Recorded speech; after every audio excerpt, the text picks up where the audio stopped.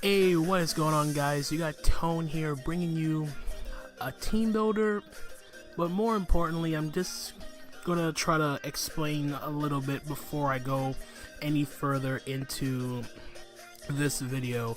So, to clarify what this video is all about, long story short, the Major Pokemon League, or the MPL for short, one of their coaches, the Verd coach of the Tampa Frogadiers, decided he didn't have time to complete the season, so they were short on one person and they needed a replacement, and I figured, you know what, let me help them out. So here I am. I'm taking over for Verd's team. So his team, Tampa Frogadiers, are now the main Red Clawsters. You see, Verd's team is on the left side, on top of my logo, and I have to prepare pretty quick for this matchup that I was kind of thrown into it because Verd unfortunately didn't play his week 3 matchup. I'm taking over his team. He is currently 1-1 on the season, so I'm a little bit behind. I have to catch up kind of quick. And I'm going up against RecklessBat and his Texas Tyrantrums. So as you see, my team is on the left that I took over for. I didn't make any changes yet. I did make one change. As new coaches gets 2 free acquisitions. I only decided to make one. I swapped out Licky for Porygon 2. But Porygon 2 won't be available until week number 5. So I decided to play. I have this makeup game to do, and I have week 4 to do against Bizer, if I recall correctly, in San Francisco 49tails.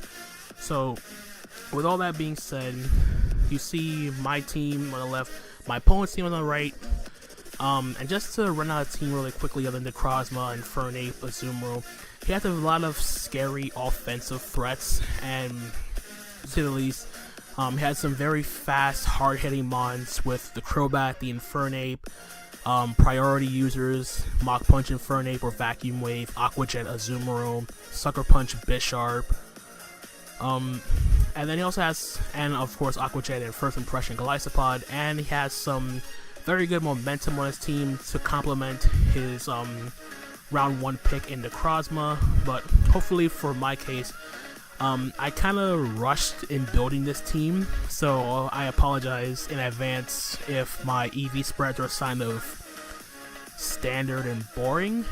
But another thing, this will be uploaded. I don't know when this will be uploaded. If not Saturday, then probably sometime in the middle of the week, because like I said, I am behind with this season because I'm taking over.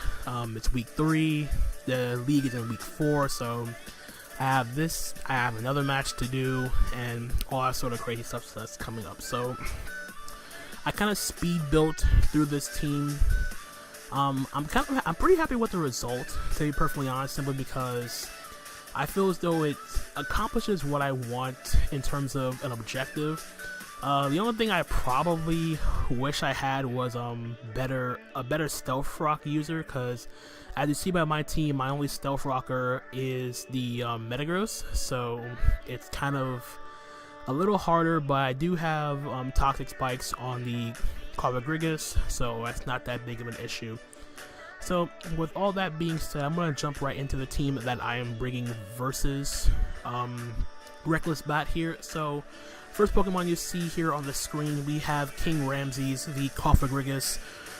Kind of a standardish set, so to speak, with the Toxic Spikes, Will-O-Wisp, Hex, and Haze as the 4th move. Haze mainly because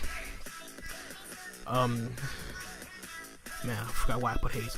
Alright, I put Haze specifically for Belly Drum Azu to keep that thing in check.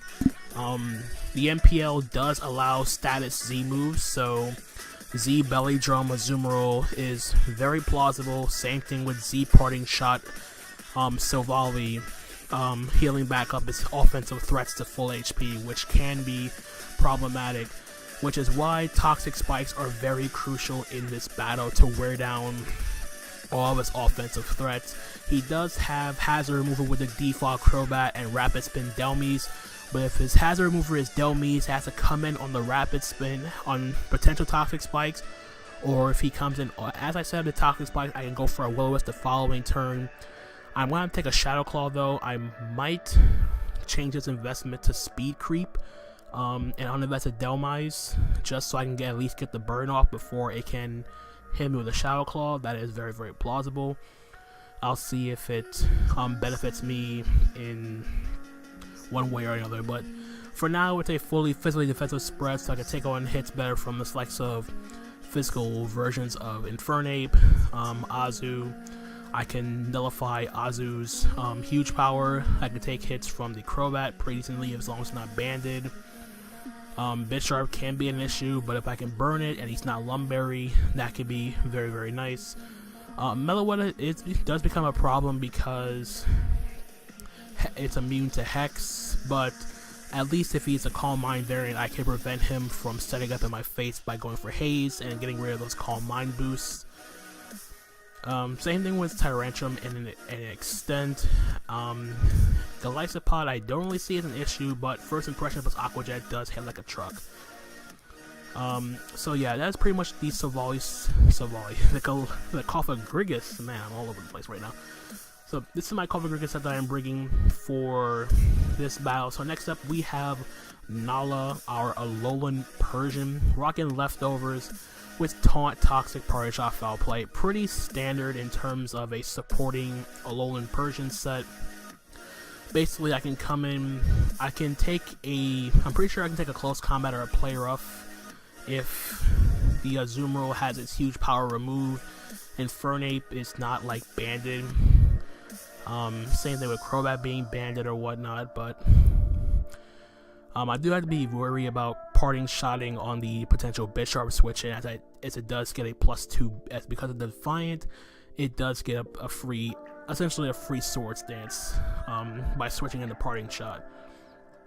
So I have to be very, very cautious of that, as my switch-ins to Bisharp aren't the best on this team. So I have to be very, very cautious if he does bring the Bisharp. The other thing to note is that he has a lot of potential Stealth Rockers here, and since I'm not bringing my Serena in this battle, it's imperative that I get a Taunt off on either in the Necrozma. Mostly I prefer if it's in the Necrozma the Stealth Rocker, because Alolan Persian doesn't match up well against the Infernape, or the Bisharp can potentially step in its face, and Tyrantrum can be like a Stealth Rock Earthquake set, which can be problematic. There's also the option of Golisopod having spikes too, which can pressure my team very, very much. So the set is pretty standard for a supporting set. Enough speed to outspeed its fastest Pokemon, Non-Scarf, which is his Infernape, and the Meloetta. Max HP, rest in defense, and Furco to double its defense, take those physical hits a little bit better. So now on to my Heat set, as I wanted to make a good first impression in this league.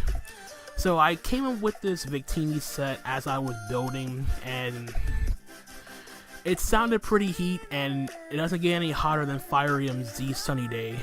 So this is essentially mixed Teeny with Sunny Day, Blue Flare, Bolt Strike, and Solar Beam.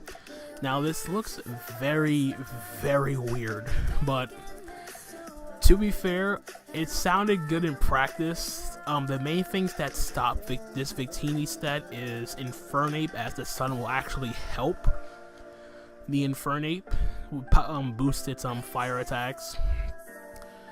But it does help me in the fact that it weakens Azumarill's water moves. And if Azumarill does not have a belly drum up, Aqua Jet cannot kill my Victini. I'm pretty sure it can take 2 Aqua Jets if Azumarill is not choice banded. And the boost, as Z Sunny Day, gives my Victini a speed boost. Running enough speed on my Victini to outspeed a Jolly Max Speed Bisharp, as it's the fastest Pokemon I can think of that Victini can outspeed normally. Max special attack with a rash nature, just so I hit pretty doggone hard with a modest max special attack blue flare in the sun. His switch into that are severely limited, and if he's Assault Vest Azu, blue flare plus solar beam should take out Azumarill, which is very, very cool. And I'm only running solar beam over energy ball because energy ball does not give me the best chance to 2-hit KO Azu if he's an AV variant. While at the same time, solar beam gives me the extra coverage to power pass even a Rindo Berry Gastrodon, which is very, very cool. And basically just 140 in attack just to boost the power of Bolt Strike, as Bolt Strike does hit the Crobat harder than Thunderbolt. I was gonna run Thunder, but I forgot that Thunder's accuracy does get decreased to 50% in the sun, and having a 55% accurate Thunder against a Crobat doesn't really help my team out that much. So decided to go for Bolt Strike. It hits Crobat harder. And if I can get some chip damage on Crobat, it will die to the Bolt Strike. So that's the Victini set I am bringing here. Hopefully Pyrokin can come in and put some work and pressure against his team. So moving on to the fourth Pokemon we have Centikill, the Scolipede. Rocking a pretty standard set: Protect, Mega Horn, Poison Jab, and Rock Slide.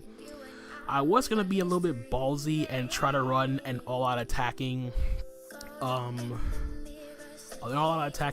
Scolipede with no Protect, and I actually put Earthquake on this so I could hit the Bisharp harder and have coverage on the Infernape, but figured I couldn't really risk a potential Choice Scarf Infernape outspeeding me, and if I didn't go for Protect, I would be in deep crap.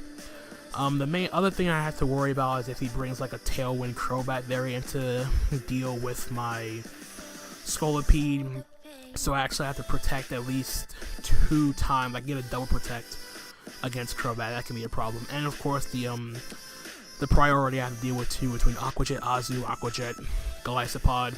Infernape, Mach Punch doesn't do much as it's double resisted by Scolipede, but there's the possibility of him outspeeding me if I don't have my speed boost yet, and my best way of hitting Infernape is the Poison Jab. So, bringing up speed to outspeed in Jolly Max Speed Infernape, so I'm forced to run Jolly Nature, Max Attack, with the rest put into HP, which allowed me to hit a Life Orb number on the Scolipede, so I take 13 points of damage with every Life Orb hit. So this is going to be one of my main one of my mid to late game sweepers, as the idea with this team is to hopefully clean up late game with the Victini with the support by my Scolipede. Plus my next Pokemon here, we have Garmer, our choice banded Zygarde 10%, Thunder's 1000 Arrows, EQ, Outrage, and Extreme Speed. He has no real switch-ins to the Zygarde 10% other than the Golisopod and the Dhelmise, which I can wear down pretty easily as they don't have any reliable recovery. I would figure they would probably want to run like an Assault Vest set. I don't really know what he would run, but I do know that he doesn't really have much of a switch in because 1000 Arrows will hurt very, very much. Outrage, that I get rid of that Azumarill, will dent something on his team. And of course, Extreme Speed for the priority. Pick off something like a Choice Scarf Infernape. I'll prioritize Bandit, Azu's Assault, Aqua Jet, Crobat. If it's in range, I can take it out with the E-Speed. It does invite in the Dhelmise if I lock myself into E-Speed, so I have to be very, very careful about that. Again, the speed lets me outspeed Jolly, Max Speed Infernape, Max Attack, Rest in HP. Nothing real fancy about that. And last but not least, we have our Perun, the Assault Vest Raikou, rocking Thunderbolt, Volt Switch, Shadow Ball, and HP Grass. Now, mostly I was thinking about something like putting Serena on this team to spin away hazards, but Serena does not match up well against Infernape if it's his Stealth Rocker. Tyrantrum, potentially I can high jump kick if that is his Stealth Rocker, but I felt as though the combination of Infernape, and Crobat, which I do feel as though he will bring, would easily overwhelm my Serena. I could have still brought it to nullify some of his priority with thanks to Queenly Majesty, but at the same time I didn't want to overwhelm my Serena with that sort of pressure, as Raikou does bait in Gastron a lot better than Serena does. The only thing that would suck is if it gets hit by a Toxic, but HP Grass, I can HP Grass the Gastrodon here. Shadow Ball was mostly for the Delmies. It does more damage than HP Ice. HP Ice only really hits the Tyrantrum super effectively, but since Tyrantrum's special defense is not the highest, Shadow Ball and Volt Switch will still be doing a decent amount of damage to both of them. Broken record, but the speed lets me outspeed Infernape, max special attack, 52 HP. So that is going to be it for my team builder. So like I said before, the team builders and the battles themselves for the MPL will be uploaded separately. So this will probably be going up maybe Saturday, if not sooner, as like I said earlier, I need to catch up with the rest of the league, and the battle will be going up the day after, whenever I'm able to do this battle. So here's hoping I can make my MPL debut and start off with a win and go 2-1. So that's going to be it for the team builder. I hope you guys enjoyed. Until the next time, my name is Anthony, aka Tone, and I'm going to catch you guys on the flip side. Later!